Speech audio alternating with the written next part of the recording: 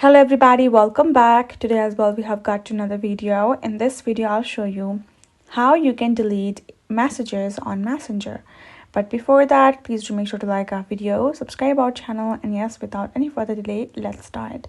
For that, simply go ahead and open up your Messenger app right over here and you will find all of the messages. Now go ahead, choose a chat from where you would like to delete a message. Let's say this is the one, and I'm going to go ahead find a message for me to remove from this chat. Let's say this is the particular message. So what you're going to need to do is simply need to go ahead and long press on the text. You will find this delete option right away. Tap on delete. Tap on, again you can select multiple chats as well, like multiple messages as well, and then tap on delete and tap delete for, if you do delete for everyone, then the messages will be deleted for both you and the sender, and if you do delete for you, then the message will only be deleted for you. So choose accordingly. I'm going to delete for everyone, and now the message has been deleted. You will definitely see that you deleted a message